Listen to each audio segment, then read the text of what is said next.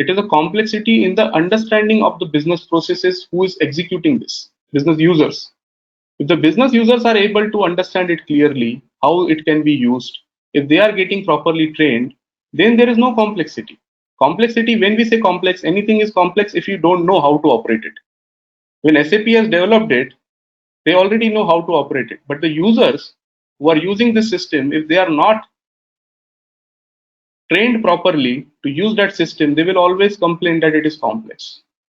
So more the features, automatically the system will become complex, right? That is not only SAP, not only ERP, any small mobile also, if there are multiple functions, automatically that will become complex. Okay, any questions till now before I go to the next slide?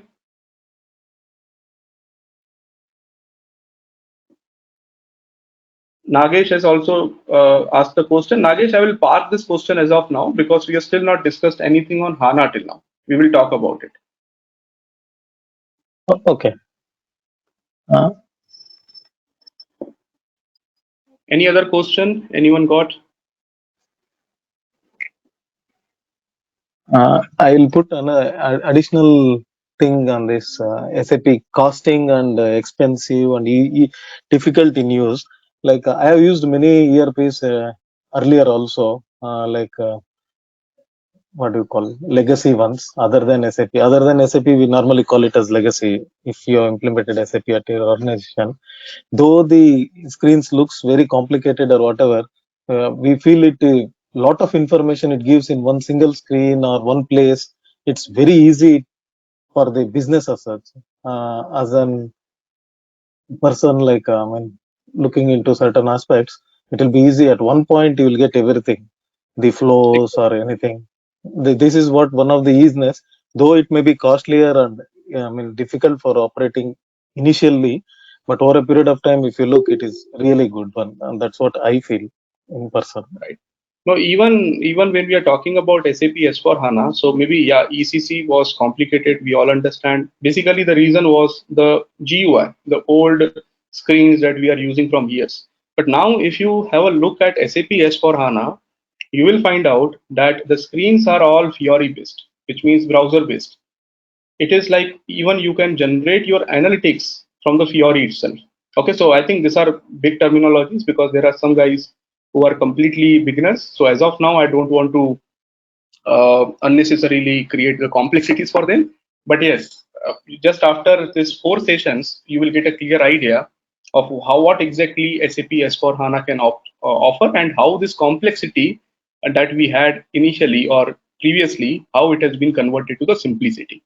Okay, so SAP S4 HANA is comparatively far simpler than the ECC system. Okay, so you will get that answer.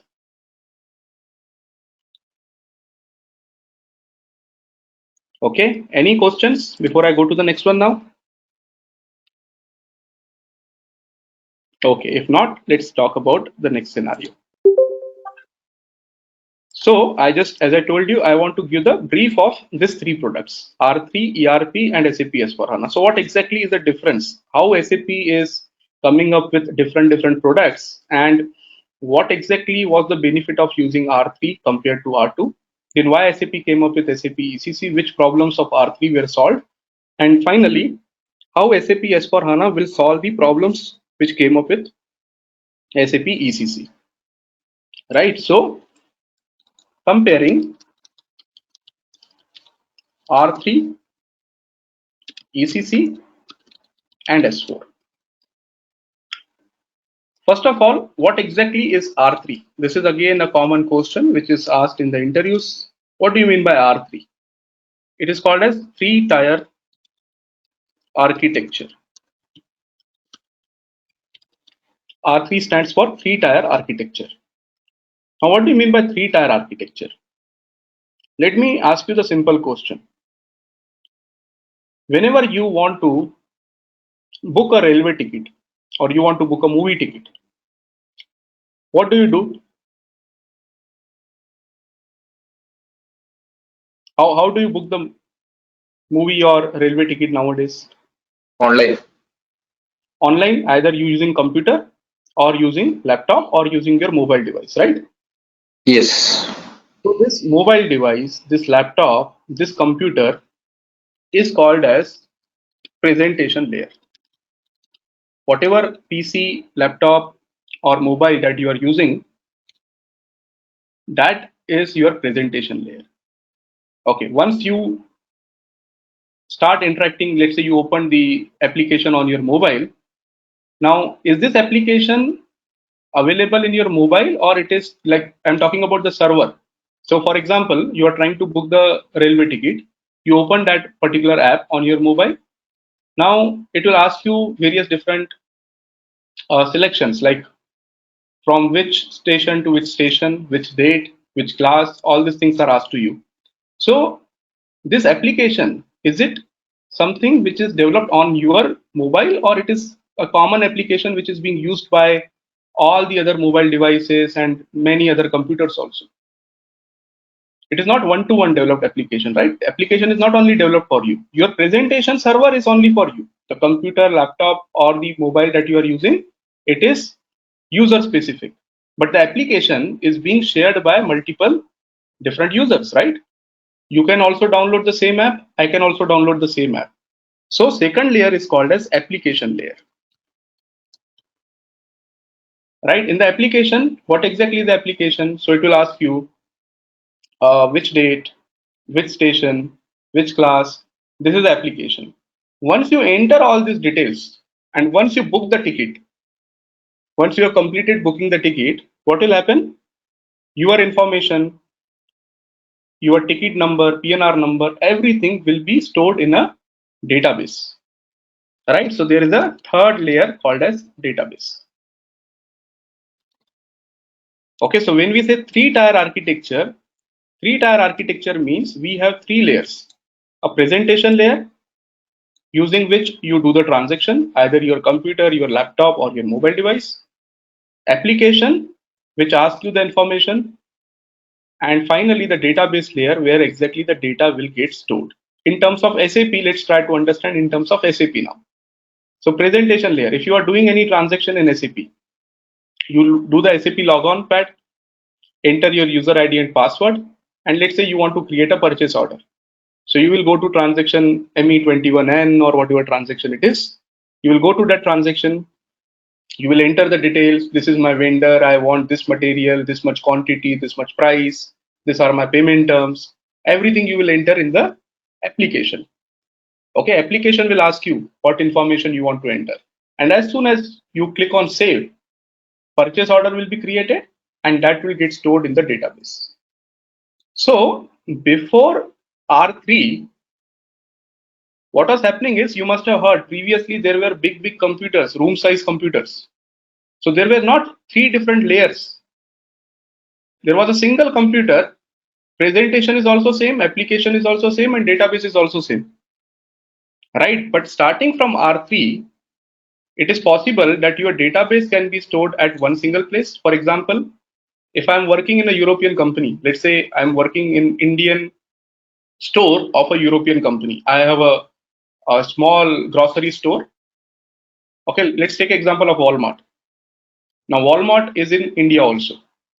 Walmart is in US also. So ultimately the database, let's assume, is kept at US. So as a store person, if I am a person who is doing this billings at the counter, so I'm using a small computer. You can see if you go to the Walmart, you'll be able to see the small computer which they have. So they are entering their details in that computer. So that computer is nothing but their presentation layer. They are accessing the application where they are asking what is the item code. They are scanning the item code. The price is coming automatically. They are entering the quantity.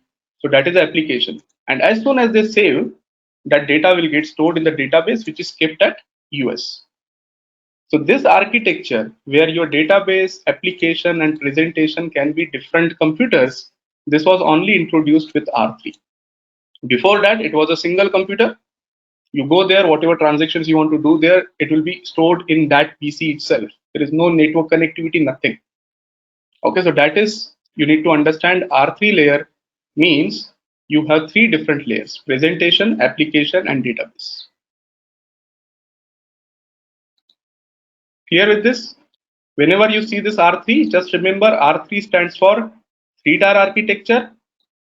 What do you mean by three-tier architecture? So there are three layers, you can say: presentation layer, application layer, and database layer. Okay, just give one example and the interviewer will be impressed. Just to give one example, that presentation layer, let's assume I'm doing the SAP transaction, my presentation layer is a computer or a laptop that I'm using. When I connect to my laptop, it will ask me to log on into SAP. When I log in into SAP, I will be connected to the application. In the application, I'll be able to enter the details, like who is the vendor, what is the material, and ultimately, as soon as I save it, it will go and store in the database. So this is a three-tier architecture. What is R3? This was developed, as I told you, around somewhere in between 1980s and 1990s. Okay, so during that time, this was a big achievement. Okay, during that time, it was a big achievement, but nowadays it is a very straightforward activity. Even a small shopkeeper is having presentation layer in mobile application he has developed, and you can place the order on your from mobile itself. So this is not more any new thing. Presentation application database has become very common nowadays. So in order to make the improvements, SAP came up with ECC. In ECC, in addition to R3, R3 is definitely there. It is an improved version of R3.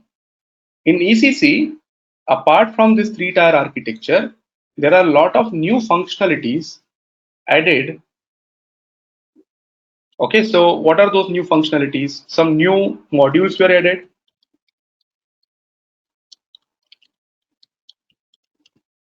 And in addition to the new modules, some simplifications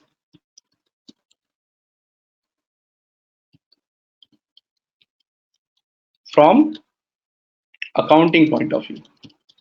Okay, not only accounting. Why I'm saying accounting? Because when you say ECC, normally you will be able to see this new GL. No need to worry about this new GL as of now. In finance, we will discuss this in detail.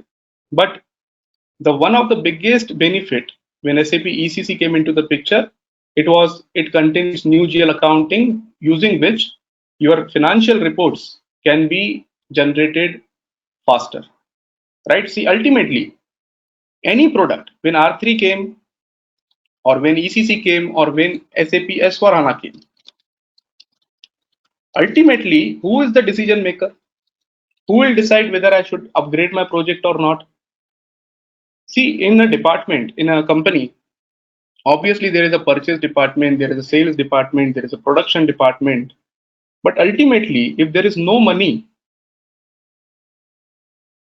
there is no point in having production, purchase, sales. Ultimately, everything is related to money.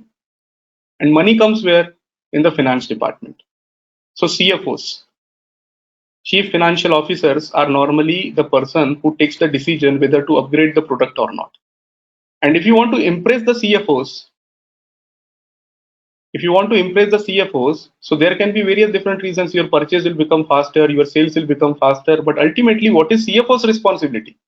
These are all supporting factors. If my purchasing is becoming faster, definitely good. If my sales is streamlining, definitely good.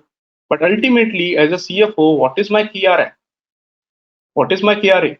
Key responsibility area. My responsibility is I should be able to close my financial books on time. My auditors should get the financial reports on time. And that is the reason what normally SAP does is, with any new product, the first concentration is given to what has been improved from the finance point of view, so that it can be impressed to the CFOs of the organization, who are ultimately the decision makers whether to go for this new products or not. Okay, so that is the reason this is straightly highlighted. But apart from this, there are a lot of simplifications in the logistics features also, MM and SD also, when it is compared to R3 with ECC. So with ECC, SAP introduced some new modules, some new simplifications into different logistics modules also.